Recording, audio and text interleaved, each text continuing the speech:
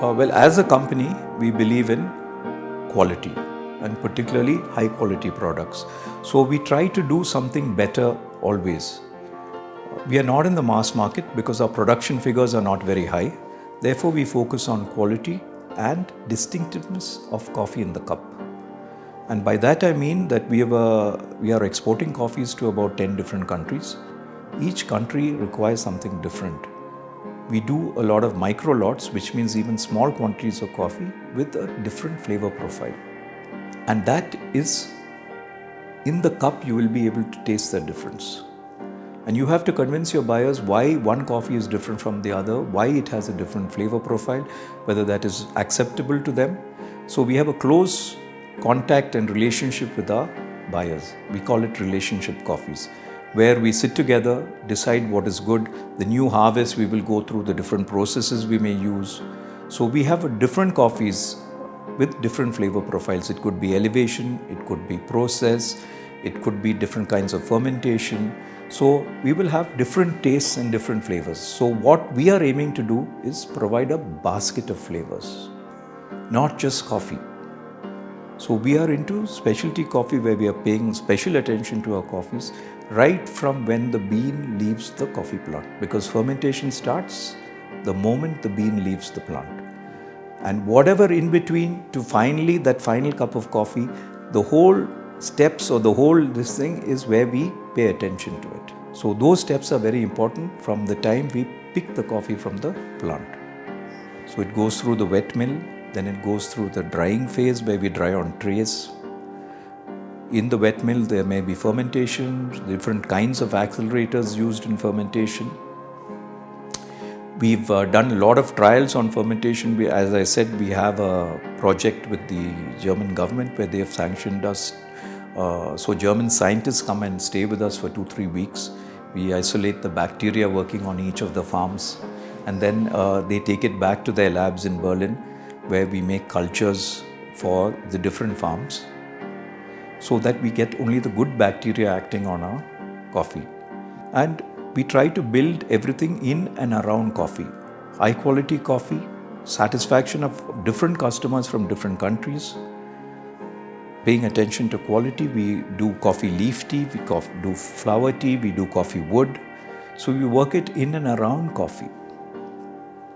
And we want to make it sustainable around coffee, because the way we see it, going forward with climate change and with labor problems, growing of coffee is going to get more and more challenging, both in terms of quantity and quality.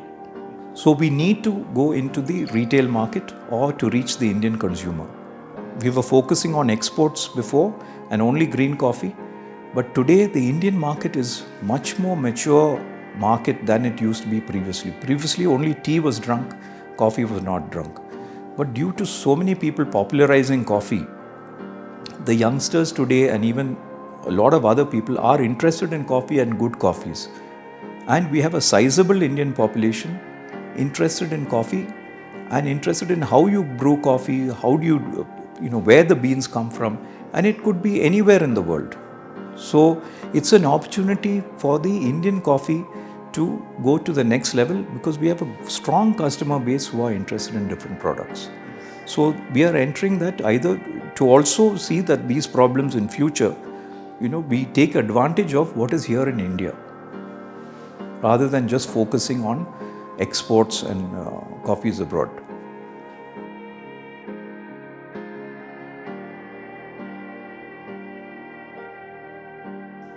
Now we have initially launching with 4 blends, which we will launch online.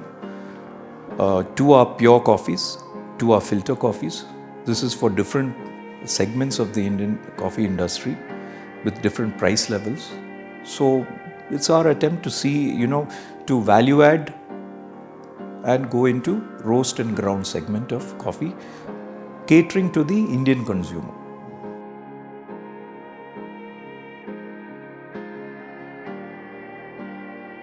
Climate change is very difficult you can't fight it. It's very difficult. Now, if you have a drought, you can have tanks and irrigate your coffee, but that is only an insurance. Nothing can duplicate a rainfall. natural rainfall because the temperature, the climatic conditions all change when you have a rainfall. And the other disturbing factor is temperatures. It's not only just a drought, high temperatures. So even if you irrigate, the high temperatures really, coffee is not designed to take these kind of very high temperatures, and that is difficult. Or unseasonal rain, or lot of rain. Last 4 years we've had a lot of rain. Now there's nothing you can do to control it. If you have a lot of rain, this is not more tanks, it's not irrigation, it's just too much of rain. That causes landslips, it causes flooding.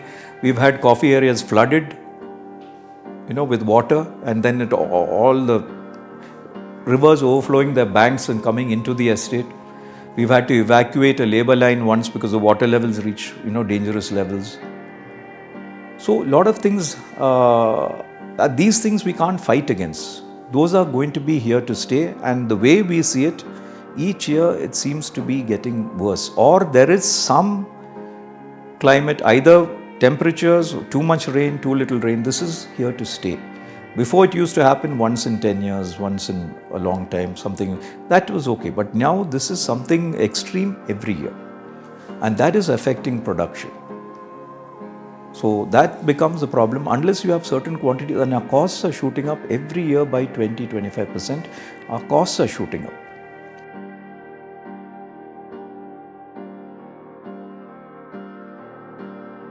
We are not. We are trying to get more people.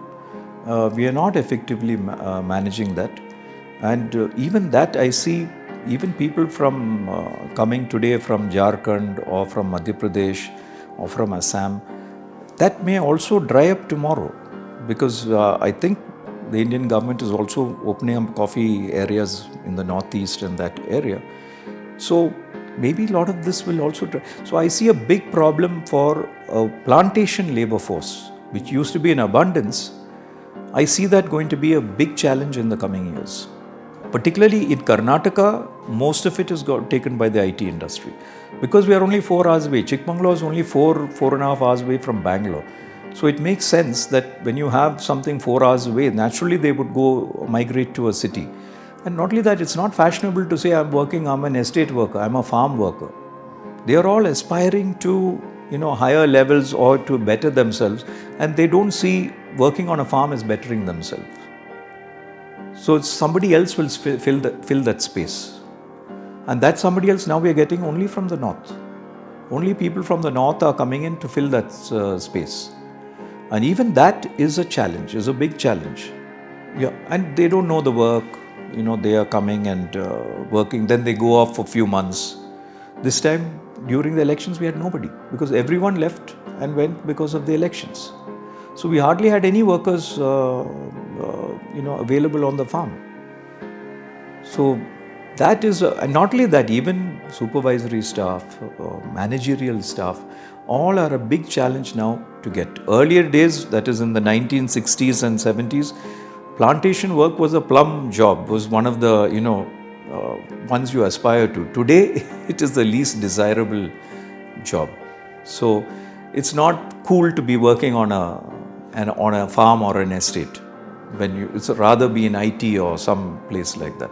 So those are challenges which are only going to get worse. And as Indian economy goes up, those jobs are going to be much hard. It's going to be much worse.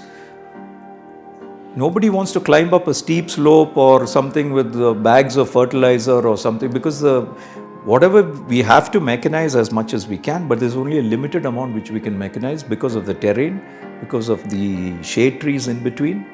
So there's only a limited area. So obviously it means that you have to move into some kind of value addition or get out of planting totally. So a lot of estates now are doing a lot of tourism, homestays, things like that, because there are a lot of visitors to these areas.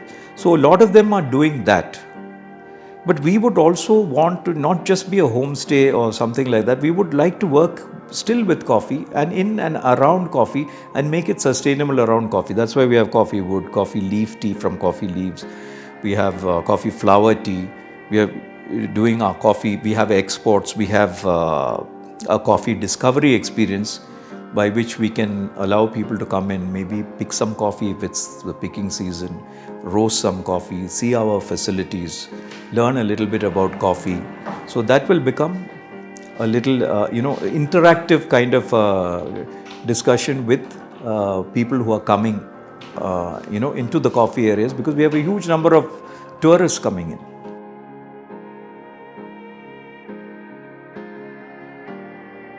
So basically ours is a family concern. Started in 1943 by my great-grandfather, and subsequent uncles and family members have been involved in the company. So it's basically a family-owned company for the last so many years. And we were traditionally just growing coffee, but ever since coffee was not allowed to be sold, in fact coffee was acquired by the government.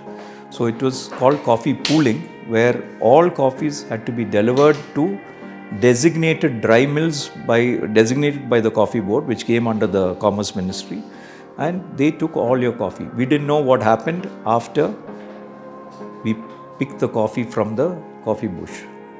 So we had no idea what to do. But 1993, government slowly opened 25%, then 50%, and then by 1997 they allowed us to market 100%. So marketing 100% means you sold it to some exporter. But if you wanted to improve values, that's how we got into specialty coffee, where we started talking to the roasters directly and asking them what they wanted. And one of the first questions they asked me was, can you describe your coffee? And I said, it's coffee. It's not tea. Tea tastes like tea. Coffee tastes like coffee. But that's not what they meant. And I didn't know what they meant because we had no experience what is coffee. Coffee description and the way you describe wine is exactly the same. Acidity, flavor notes, body. I had no idea. I drank Nescafe because we were not allowed to sell any coffee, and that's the only coffee I knew. So I said it tasted like coffee, but they are asking you to describe your coffee, your body in your coffee, the acidity. Now I know what is good for an espresso, what is not good for an espresso, what is good for a filter, what is good as a blend. Do you have high acidity coffees? In an espresso, you will have medium acidity coffees. So there's a whole range of things as broad as the wine industry, different countries, different climatic conditions, different elevations, different soils. The same is in coffee. So many countries growing coffee, each coffee is different. A Central American coffees will have different characteristics. An Indian coffee generally has a lower, say a medium acidity, which is good for an espresso. So that's why Italy likes so much of your coffee, because you have and that's good for an espresso. But we also have a little higher acid, depends on where the region is. From our high elevation Baba Budangiri, that's the birthplace of Indian coffee, we have a farm there, where a lot of our high quality Arabicas come from. And there we use different methods. Right from picking, we pay a lot of attention.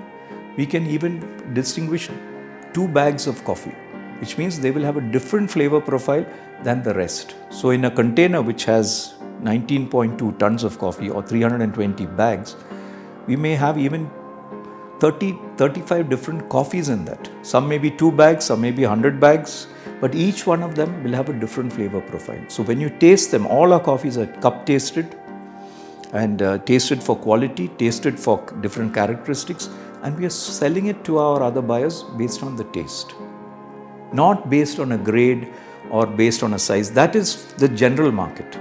But in the specialty market or the relationship coffees, we know our buyers are looking for a specific quality, for a specific product that they want. So we tailor make it according to what they want. And then we taste the coffees and see what they're looking for or not looking for. And as I mentioned, some people like this, some people like something else. It doesn't mean your coffee is bad, because all our processes, we like to do it the best way. But it's just like somebody likes a dosa, somebody else likes an idli. Nothing wrong with the idli or dosa, it's just different tastes. So we must understand who wants different kinds of flavors and what do they want. Understanding what they want by interacting with them, and then tuning your processes and things like that to what they want. So we do a lot of that. Those are called relationship coffees. But now we need to move beyond that because that was still the green bean and they were roasting and supplying it to their consumers. We are still doing that, but today the Indian consumer has really asking for something more. The Indian market has evolved a lot, the Indian coffee market. And today, if you ask me, I think the Indian coffee market is almost booming. People want something better, something different. And we have the market here. And so this is an opportunity with all the challenges the Indian coffee industry is facing in terms of growing, in terms of labor, climate. This is an opportunity for us to go to the next level of roast and ground segment.